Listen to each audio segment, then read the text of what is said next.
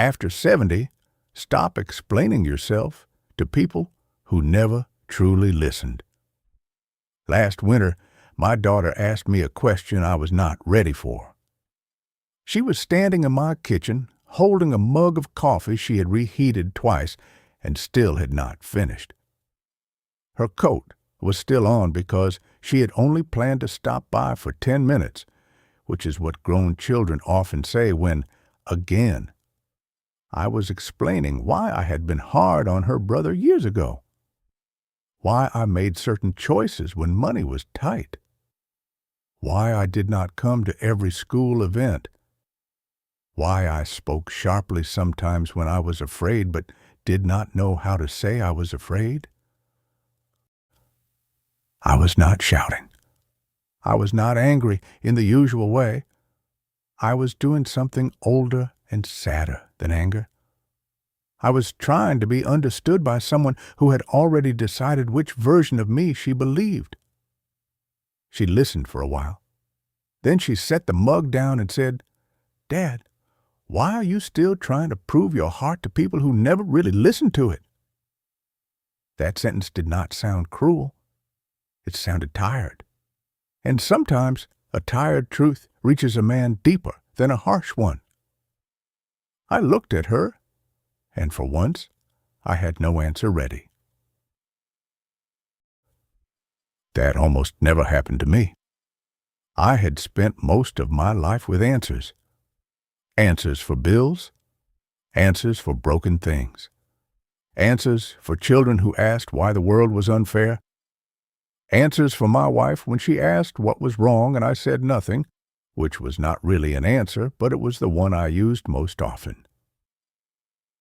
But that day, my daughter asked something my defenses did not know how to handle. Why are you still explaining yourself to people who never truly listened? If you are past 70 or close enough to feel the shadow of it, maybe you know that question. Maybe you have spent years explaining your side of the story to your children, to your siblings, to old friends, to a spouse who heard your words but not the fear underneath them, to people who remember one season of your life and treat it like the whole book, to relatives who judge choices they never had to make, to younger people who look at your old mistakes without understanding the pressure, the culture, the silence, the fear, and the lack of language you were carrying back then. And maybe, after all those explanations, you have noticed something painful. Some people do not listen to understand. They listen to confirm the version of you they already carry. That is the truth many people discover late in life. Not everyone who hears you is receiving you. Not every conversation is a doorway. Some conversations are only old rooms with new furniture. You walk in hoping for healing and leave realizing the same judgment was waiting in a different chair. My name is Walter. I am 74 years old. I have been a husband, a father, a worker, a provider, a sinner, a stubborn man, and sometimes, by the grace of God, a better man than my habits wanted me to be. I have made mistakes, real ones, not the kind you can polish into wisdom too quickly. I have spoken when I should have listened. I have stayed silent when someone needed tenderness from me. There were years when I confused control with care and called emotional distance maturity because I did not know how to be close without feeling exposed. So this is not a message from a perfect man. It is a message from an old man who spent too much of his life trying to explain himself to people who were never really asking to understand him. And if I could sit across from you at a kitchen table with the coffee getting cold and the afternoon light coming through the window, I would tell you this plainly. After 70, stop spending your remaining peace on people who only want your explanation so they can argue with it. There is a difference between accountability and endless self-defense. A wise person accepts responsibility where he has done wrong. A humble person can say, "Yes, I failed there, and I am sorry." A healed person does not need to pretend every wound he caused was only a misunderstanding. But there is a point where explanation stops being repentance and becomes begging. Begging to be seen. Begging to be reinterpreted. Begging someone to admit that your life was more complicated than the story they tell about you. And after 70, a man must become careful with what he begs for. Time is no longer theoretical. Energy is no longer endless. Peace is no longer something he can waste casually. The younger version of me did not understand this. When I was 40, I thought if I could just explain it clearly enough, people would understand. When I was 50, I thought time would eventually prove my intentions. By 60, I had begun to notice that some people were not confused about me. They were committed to a version of me that served them. That is a hard thing to admit, because once you admit it, you have to stop believing that the right sentence will finally set you free. I had an older brother named Ray. Ray was the kind of man who remembered every mistake except his own. At family gatherings, he could bring up something from 1978 as if it had happened that morning. He remembered the year I borrowed money and paid it back late. He remembered the argument I had with our mother after Dad died. He remembered the business decision I made that failed, though he forgot every time I had helped him quietly when his own life was falling apart. For years, I explained myself to Ray. I explained the pressure I was under. I explained the money situation. I explained what he did not see, what he did not know, what happened before and after the moment he kept using against me. He would nod. Then 6 months later, he would tell the same old story, the same old way. That is when I should have learned. But pride has a way of making a man return to the same courtroom hoping for a different verdict. One Thanksgiving, when I was already past 70, Ray started again. Same story, same tone, same little smile that said he was not looking for truth, only control. I felt the familiar fire in my chest. The old speech lined itself up inside me. Dates, reasons, details. Proof that I had not been the villain in the way he liked to paint me. Then something strange happened. I became tired of my own defense. Not defeated, not ashamed, just tired in a clean way. I looked at him and said, "Ray, you have had this story for 40 years. If it still helps you, keep it. I am done living inside it." The table went quiet. Ray laughed like I had made a joke. I did not laugh with him. I also did not continue. That was the miracle. Not that he understood me. He did not. The miracle was that I stopped requiring his understanding in order to be at peace. That is a freedom you cannot fake. It comes when the soul finally understands that being misunderstood is painful, but living your last years as a permanent defendant is worse. Some people need you to remain guilty because it keeps their own story simple. Some need you to remain selfish because then they never have to ask where they were unfair. Some need you to remain cold because they do not know what to do with your tenderness now. Others need the old version of you because your growth would require them to update their judgment, and judgment is comfortable when it has become furniture. After 70, you must learn this without becoming bitter. That part matters. This is not about becoming hard. It is not about saying, "I do not care what anyone thinks," while secretly caring so much that you rehearse arguments in the shower. It is not about cutting everyone off because a few people refuse to listen. Bitterness is not freedom. Bitterness is still attachment, only with sharper clothes. Real freedom is quieter. It says, "I will tell the truth where truth can be received. I will apologize where I have done harm. I will explain once, maybe twice, if love is present in the room. But I will not keep pouring my remaining life into a cup that has been turned upside down on purpose." That is not pride. That is stewardship. You are stewarding your peace, your attention, your heart, your final chapter. And whether people admit it or not, the final chapter deserves protection. For many years, I thought Christian humility meant I had to keep explaining until everyone was satisfied. I thought being gentle meant staying available to every misunderstanding. I thought forgiveness meant reopening the same door to the same person so they could walk in and accuse me again. I was wrong. Jesus stood silent before certain accusations.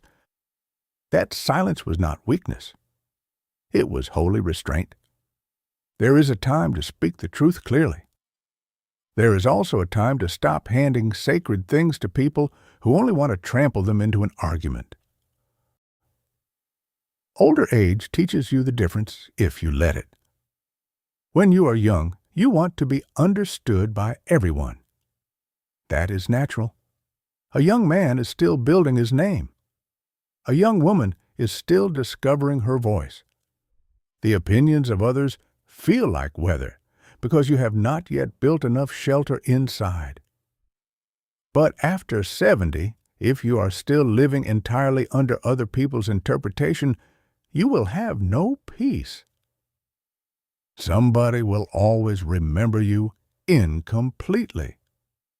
Somebody will always misunderstand your motive. Somebody will forget what you carried and exaggerate what you failed to carry.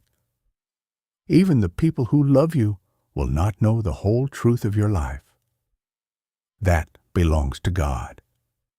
And maybe that is where peace begins. Not when everyone finally understands you. When you stop demanding from people what only God can give. There is a particular exhaustion that comes from over-explaining yourself. It is different from physical tiredness. Physical tiredness lives in the muscles. This kind lives behind the eyes. It comes after a conversation where you have used too many words and still feel unseen. It comes after sending the long message and receiving a short answer that proves they never entered your meaning. It comes after telling your side with an open heart only to watch the other person pick through it for ammunition. That exhaustion is a message. It is your soul saying, "This is not a conversation anymore. This is a drain." Many older people ignore that message because they confuse peace with approval. They think, if my children understand, then I can rest. If my brother admits he was unfair, then I can move on. If my old friend finally sees what really happened, then the story will stop hurting. Sometimes reconciliation does come. When it does, receive it with gratitude. But do not make your peace dependent on another person's willingness to become honest. That is too much power to give away in your final years. I learned this slowly with my son. His name is Matthew. For a long time, Matthew believed I had cared more about work than family. He was not completely wrong. That is important to say. A man who wants peace must stop demanding that other people's criticism be entirely false before he listens to it. There was truth in Matthew's pain. I missed things. I was often tired. I thought providing was enough more often than it was. When he was young, I gave him instruction when he needed attention. That is mine to own. But Matthew also built a version of me that left no room for the pressure I was under, the fear I carried, or the love I did not know how to express well. For years, I tried to make him understand. I told him about the bills, the overtime, the nights I sat in the truck before coming inside because I did not want the family to see me close to breaking. I told him about my own father, about the emotional language I never received, about how I thought being steady meant hiding fear. Some days he listened. Other days he heard only what confirmed the hurt he already knew. That was painful, because with your children, the desire to be understood is not shallow. It is deep. A father wants his child to know that his failures were not the whole of him. He wants the grown child to see the younger man he used to be, scared and untrained, trying to build a life with tools he did not know were broken. But even with children, you cannot force understanding. You can tell the truth. You can apologize. You can become softer now. You can listen to their pain without making every sentence about your defense. Then you must release the outcome. That release may be one of the hardest prayers an older parent ever prays. Lord, let me be truthful without needing control over how my truth is received. I said that prayer many times. Sometimes sincerely, sometimes through clenched teeth. But grace does not always begin as sweetness. Sometimes it begins as obedience before the heart has caught up. One afternoon, Matthew and I sat on the back porch. He had come over to help move a heavy box from the garage. The kind of thing I once would have done myself without thinking and now had to ask for help with, which irritated me more than I wanted to admit. After we moved it, we sat down. He was checking his phone. I could feel the old disappointment rise in me. Here he is, but not really here. That was my first thought. Then I looked at his face and noticed how tired he was. Not lazy tired, not careless tired, soul tired.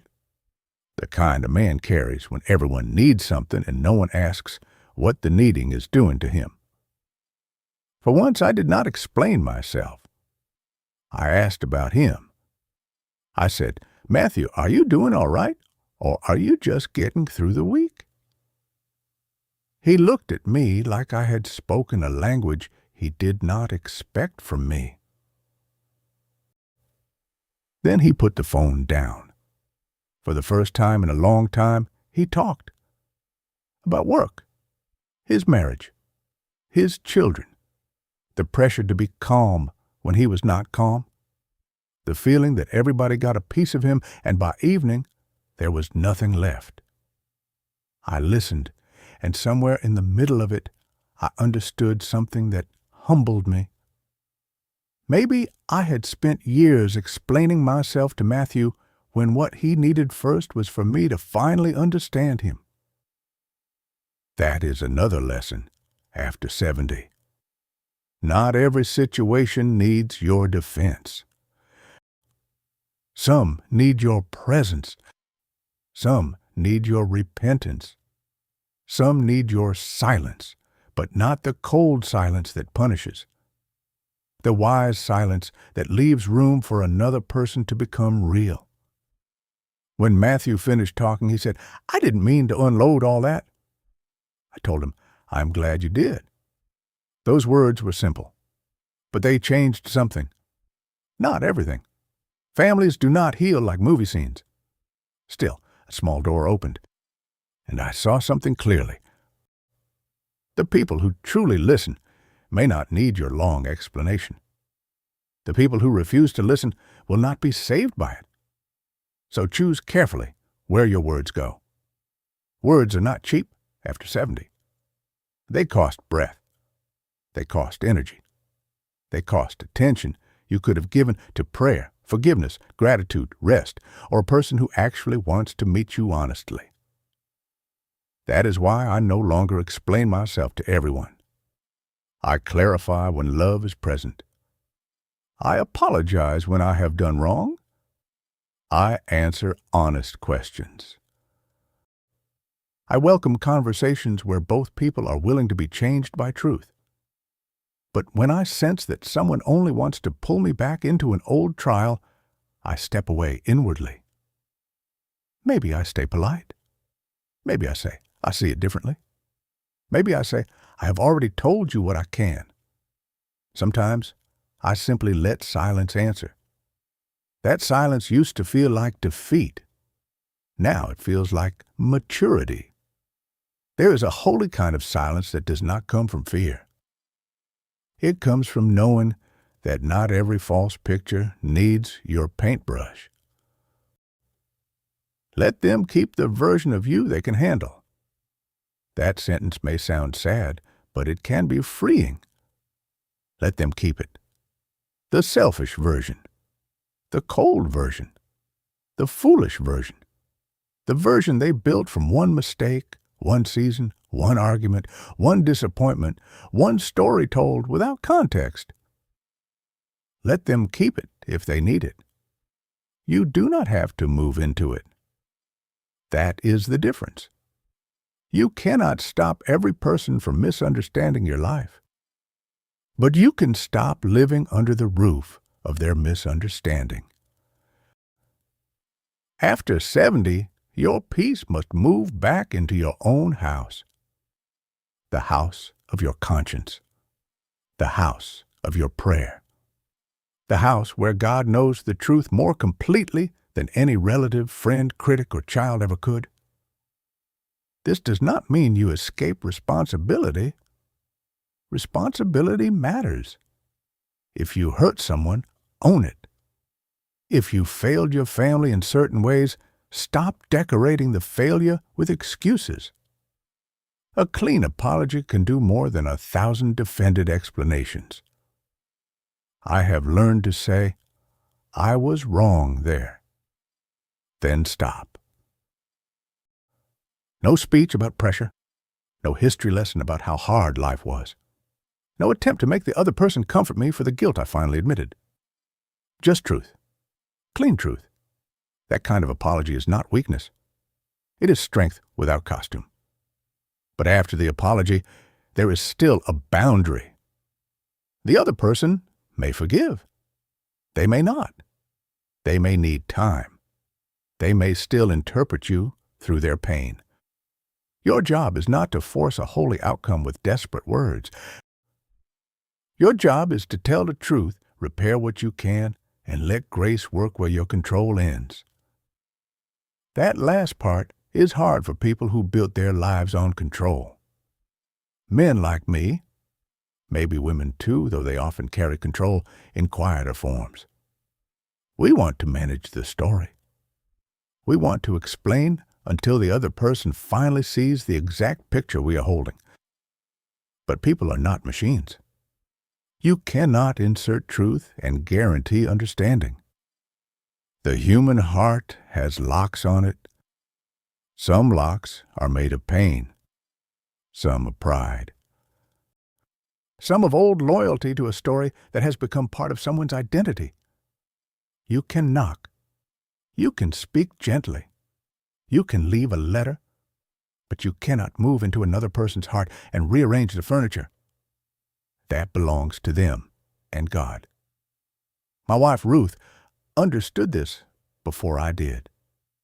For years, When I would come home upset about Ray or one of the children misunderstanding me, she would listen for a while. Then she would say, "Walter, do you want to be understood or do you want to be free?"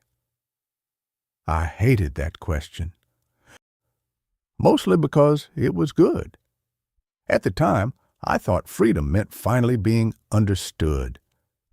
Now I know freedom sometimes means accepting that certain people may never understand and choosing not to become bitter anyway. That is a deeper freedom, a Christian freedom, if I may say it that way, because Christ himself was misunderstood, misread, accused falsely, rejected by people who saw his actions but missed his heart. If the Son of God did not force everyone to understand him, why do I keep believing my peace depends on making every stubborn person understand me? That question humbled me. It also released me. There are people you can love from a distance without staying emotionally available to their misinterpretation. There are family members you can forgive without giving them endless access to your inner life. There are conversations you can leave without sinning. There are explanations you can stop giving because you have already told the truth, and the rest would only be self-abandonment. Self-abandonment is what many older people do without naming it.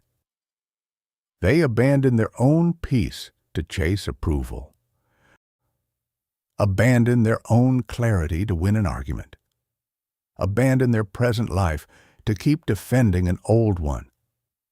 They sit in a room that could be peaceful, but their mind is at a table from 20 years ago, trying to explain itself to someone who is not listening, even in memory. That is no way to spend your final years. You have less time ahead than behind. That is not meant to scare you. It is meant to make you honest. How many more mornings do you want to lose rehearsing conversations that never healed you? How many more evenings do you want to spend proving yourself to people who benefit from not understanding? How much more of your inner life will you give to someone who only visits your story to vandalize it? At some point, peace requires a decision. Not a dramatic one, usually a quiet one. You decide that the people who truly love you may still misunderstand parts of you, but they will be willing to learn. Those are the ones worth talking to. You decide that the people who only want to judge you are not entitled to endless access to your explanations. You decide that God's knowledge of your heart is not a consolation prize. It is the deepest reality.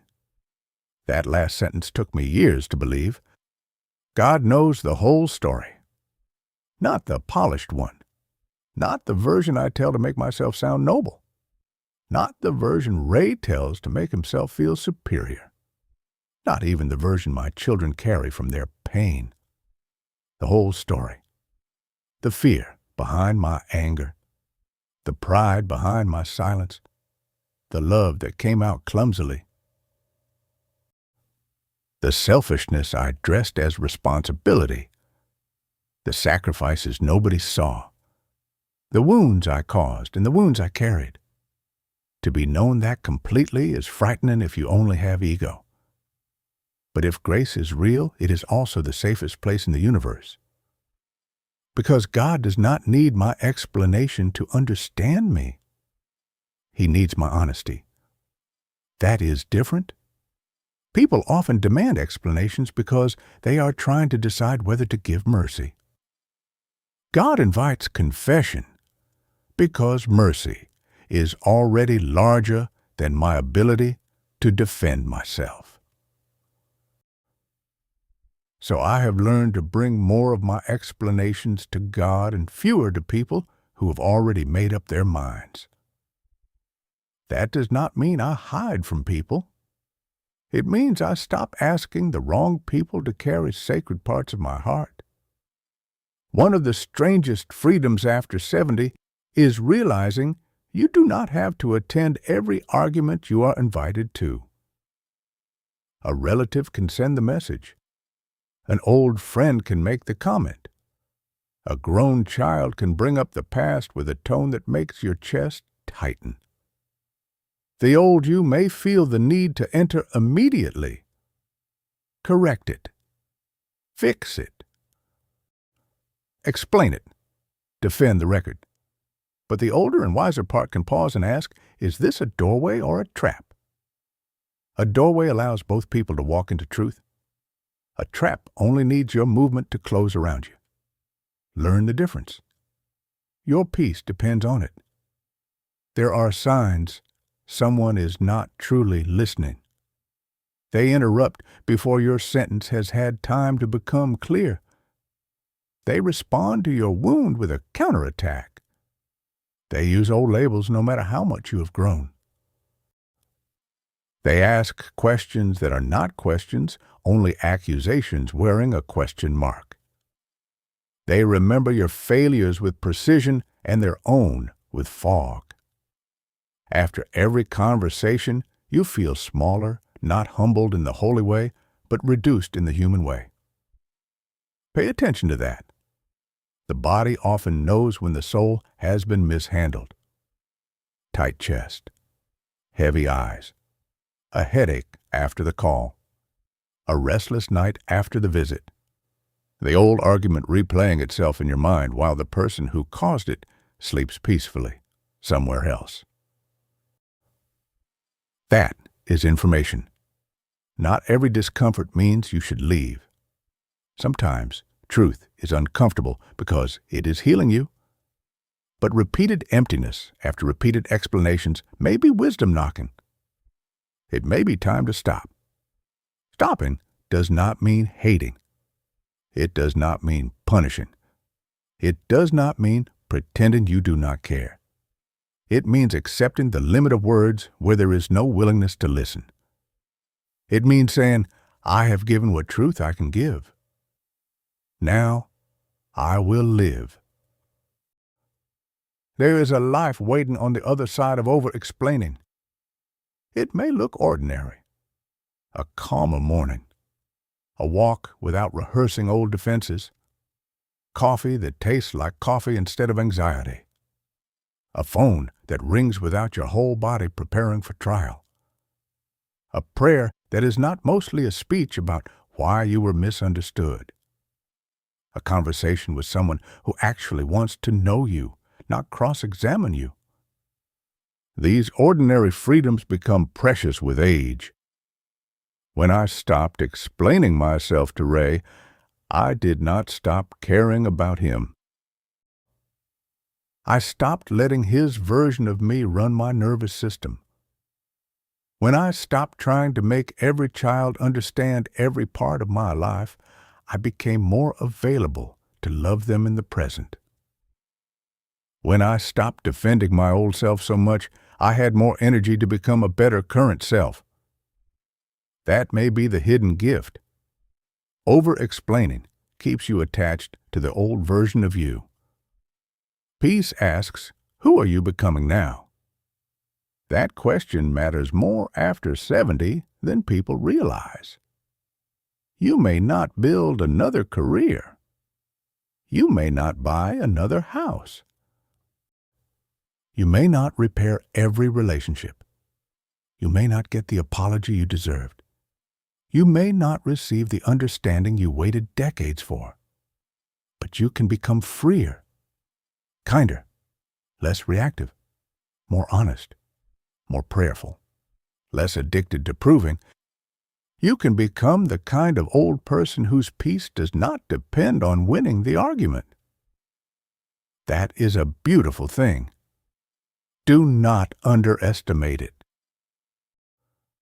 There are homes where everyone walks carefully because the oldest person in the room still needs to be right about everything. There are also homes where an older person has become so settled in truth and grace that others breathe more easily around them. Be the second kind. Not passive. Not silent in the face of real harm. Not fake peace.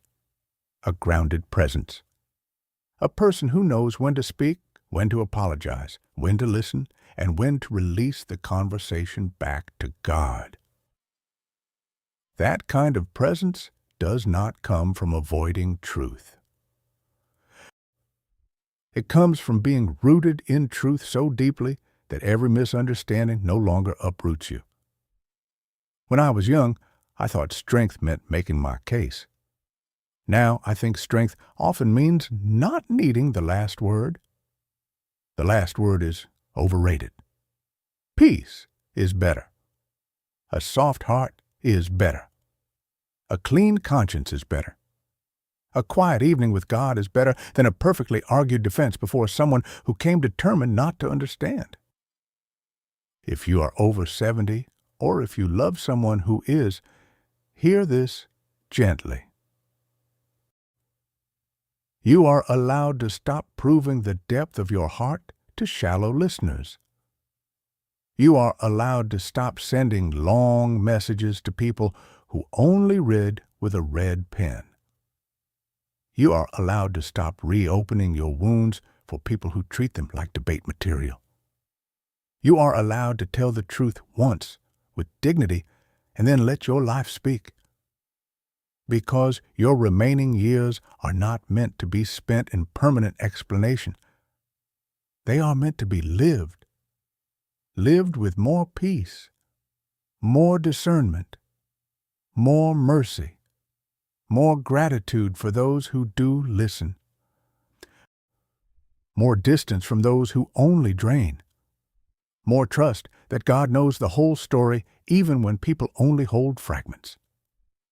And if someone says, "So you are just walking away," you can answer quietly, "No, I am walking toward peace." There is a difference. Walking away from love is avoidance. Walking away from endless accusation is wisdom. Walking away from responsibility is cowardice. Walking away after you have apologized, spoken truth, and offered repair is sometimes obedience to the peace God is trying to give you. Not everyone will understand that. That is all right. Understanding is no longer the price of your freedom. I still see Ray sometimes. He still has his stories. People like him usually do. But something has changed in me. When he begins, I do not feel the same old panic to correct the record. I feel sadness sometimes, compassion sometimes, occasionally irritation, because I am still human and grace has not made me float above the earth. But I do not enter the courtroom the way I used to. I can sit in my chair, drink my coffee, and let him be wrong without giving him the rest of my afternoon. That may not sound dramatic to a young person, but to an old man who spent decades defending himself, it feels like a door opening. Maybe that is what peace feels like in later life. Not everyone clapping, not every accusation corrected, not every story finally told the right way. Peace may be the ability to stop chasing people down hallways they never intended to open. Peace may be leaving the old argument on the table and going outside to watch the evening light. Peace may be saying, "Lord, you know, and for today, that is enough." That prayer has become dear to me. Lord, you know. 3 words, shorter than all my explanations, stronger than all my defenses, gentler than all my resentment. Lord, you know. You know what happened. You know what I did wrong. You know what they never saw. You know the fear beneath the mistake, the love beneath the clumsiness, the pride that needs repentance, and the wound that still needs mercy. When that becomes enough, a man begins to rest. Not because he has been proven innocent in every human court. because he has stopped making human courts his final judge. That is the deeper lesson. After 70, stop explaining yourself to people who never truly listened, not because your story does not matter. It matters. Your pain matters. Your context matters. Your growth matters. Your apologies matter. Your truth matters. But your peace matters too. And sometimes peace begins when you stop handing your truth to people who only know how to turn it into another argument. Save your words for honest rooms. Save your tenderness for people who can receive it.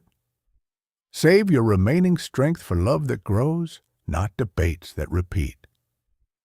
There are still people worth explaining to. The humble ones, the ones who ask and then stay quiet long enough for the answer to live. The ones who can hear your apology without using it as a weapon. The ones who can say, "I did not know that," and mean it. The ones who are willing to update their picture of you because love matters more to them than being right. Talk to those people. Thank God for them. They are rarer than we wish and more precious than we know. But for the others, the ones who keep inviting you back into the same old trial, let your answer become simple. I have told the truth as best I can. I have owned what is mine.